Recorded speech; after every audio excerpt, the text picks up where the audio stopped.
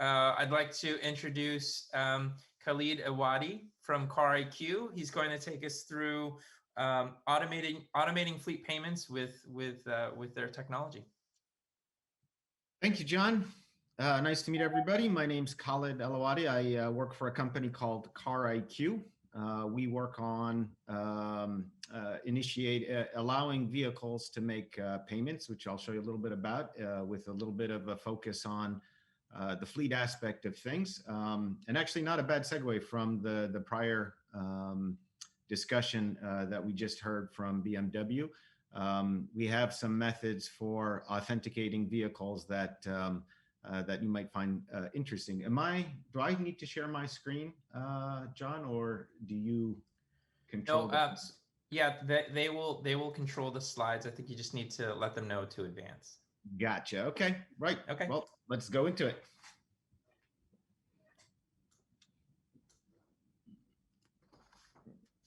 Unless there are, do I have controls here that you can control PowerPoint screen? Oh. How do I advance?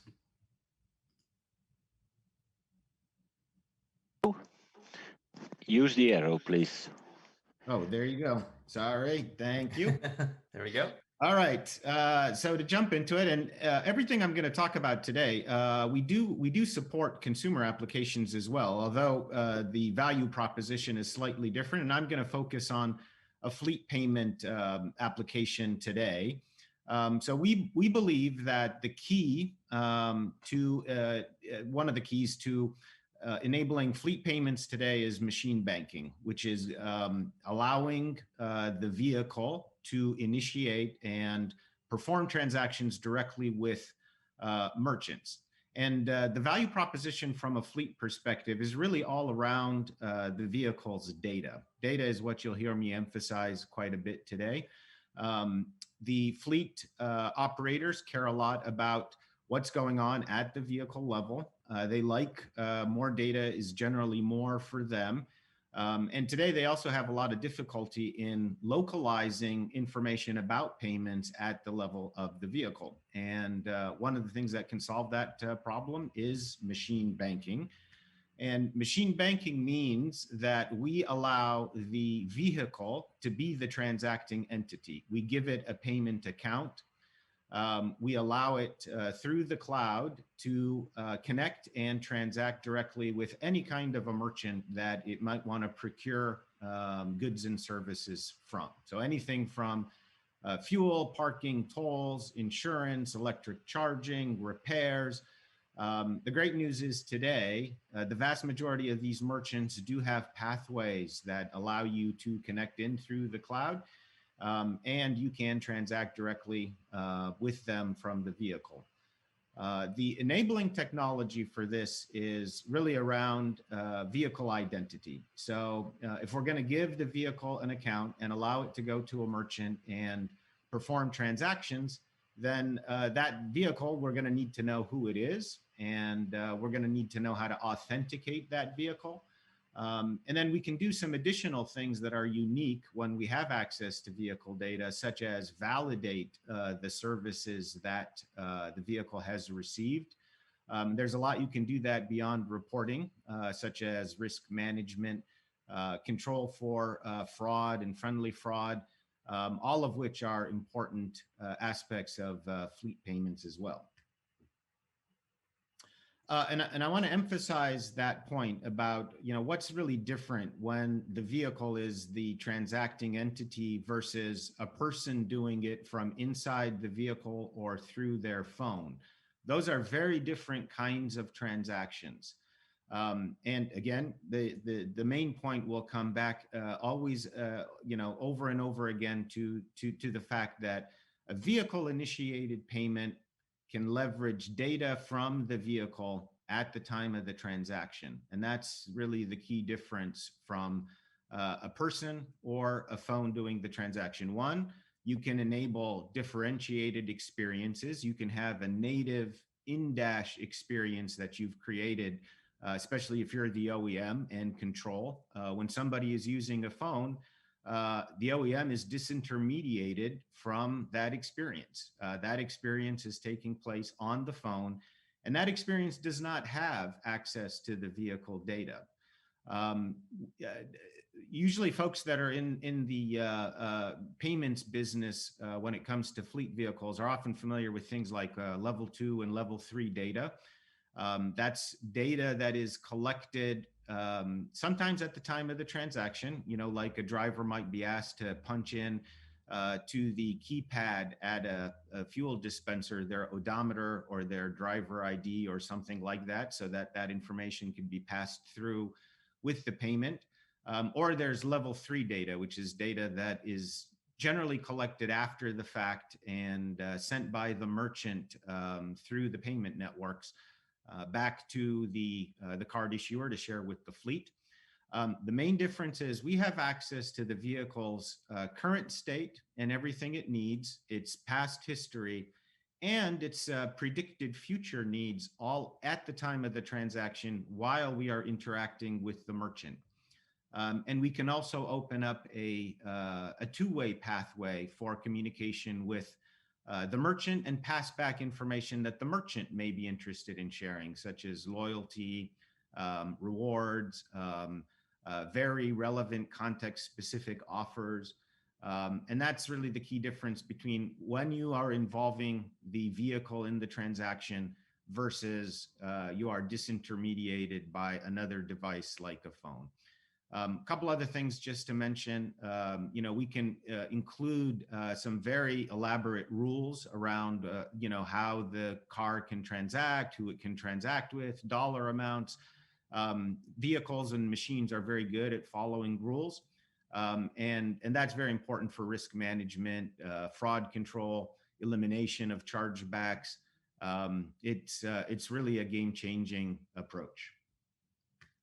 I want to make sure and leave some time for some questions, so I'll just call out a few other things. The key here, as I mentioned, you know, from an IP perspective of how we do this, is we create an identity for the vehicle, and it's an identity that can be authenticated at the time of the transaction.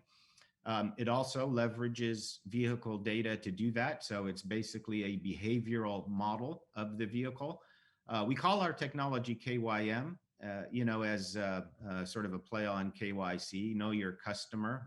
So we are all about know your machine. I did mention that, you know, the other enabling technology for this is that basically all these merchants today do have cloud pathways that enable us to do an entirely virtual interaction, session, transaction with them. And you can pretty much pick your vehicle-related expense, and those merchants have enabled API-like cloud interactions that allow us to do this entirely without the involvement of a plastic card or the need for human intervention. This is sort of a view of just how that interaction with a merchant flow happens. There's a couple of steps that we do. One, when we onboard a vehicle, we have to connect into its data source so that we can stream data off of the vehicle. And part of that process is we create the identity for that machine in a way that we can authenticate in a continuous manner, especially at the time of the transaction. And then in number 2, we do set up the connections to the merchant systems so we can create that marketplace for the vehicles.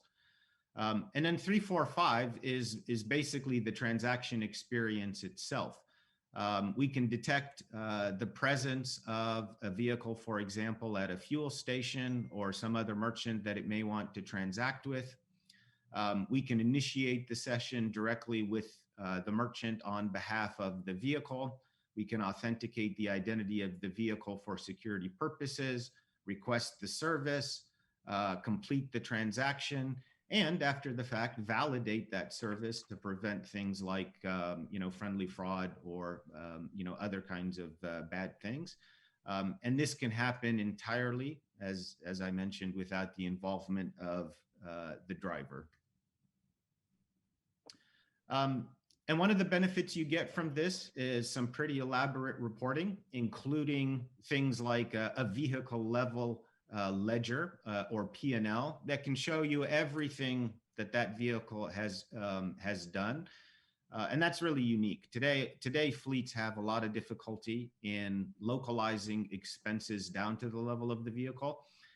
And this just makes it very natural because it's the vehicle that's transacting. All of that data is already at the vehicle level. So I'll pause there because I'd love to see if there's questions or has this resonated with some of the folks, and happy to answer any questions. Great, thanks, Khalid. I had a question about Know Your Machine. So is that something that you can do completely via telematics API in terms of validating the machine, or do you actually need embedded software in order to make that work? Yeah, so there's definitely levels of identity. So some of the things that I think we saw in the last presentation from the BMW folks, like we don't discourage at all any things like hardware or software embedded in the vehicle that can assist in the identity process. But the good news is it's not required. We have from just the vehicle data, which basically you can get from almost any OEM cloud today. You can create what we call a behavioral identity model. So think of us as the biometrics version of identity verification. By looking at your streaming data over time, I can create a unique model for you as a specific vehicle, and in a way that can be fully authenticated for financial transaction purposes. Great. So as the patterns emerge, especially in the case of fleet, or as the patterns emerge, wait a minute, how could they be filling up fuel? They already filled up fuel. It's only been X number of miles. There should be no reason they're at a gas station. Exactly. Yeah. Or like a very simple example we like to share could be and this happens today in normal payment transactions. If you just did something a few minutes ago in Las Vegas, Nevada, and now you're trying to do something in New York City 5 minutes later, obviously that is not physically possible. But you can do that kind of a behavioral model in a much more sophisticated way. There are many data parameters that come off of a vehicle. Location is one. So obviously you can incorporate information about location of transactions. But as you pointed out, John, there's much more that can be done about fuel level, history of your behavior odometer. There's many different parameters that come off of the vehicle. And we incorporate all of that into our decision-making process. Great. And then in your case is then some of the fraud support, is that handled by your company in terms of your fleet customers? Yes. And we have another interesting sort of twist on this, and this works especially in the world of fleet payments. Generally, we are the ones who assign the payment account to the vehicle. In payment jargon, you can think of us, CarIQ, as the issuer of the account. So what's interesting is, when we hand off the transaction to the merchant, it actually comes back to us through the payment networks. And in a way, we operate a closed loop system for the vehicle. So we're able to do very precise risk management around these payment transactions. We're the issuer of the account. We're interacting with the merchant. We give them the information to process the transaction. And milliseconds later, they pass it right back to us to approve it. Great. And then it sounds like because you're looking at the information or the car data from the payments perspective, are you also presenting some of that data to the customer in that unified view? So, in a lot of cases, it's here's your telematics information about your fleet, and then here's your separate payment information. and never the twain shall meet unless somebody sits there and like threads it all together in terms of, well, here's this time and here's this time. So you can bring that all together for fleet operators in a single dashboard. That is entirely correct, and thank you for emphasizing that point, John. And that's really the point of this, is that all of that information. It's not that we wait for a merchant to share information later through a level 3 data process or something like that, and try to marry up the data or sort out which vehicle did which transaction. All of that exists basically in our platform in real time, and we can present, we like to think of it as either a vehicle ledger or a vehicle P&L, an individual level vehicle P&L showing all of the activity that it has done, where the payment information is married up with appropriate vehicle data and merchant data. So, what fuel did it pump, how much, what grade, where did it do it? Does the vehicle validate that it saw the same amount of fuel go into it? Things of that nature. Great. And that's on the transaction side. Are you looking to incorporate the other financial aspects of the vehicle, insurance, lease payments, things like that into that dashboard? Yes, and you can do some very interesting additional applications like stored value.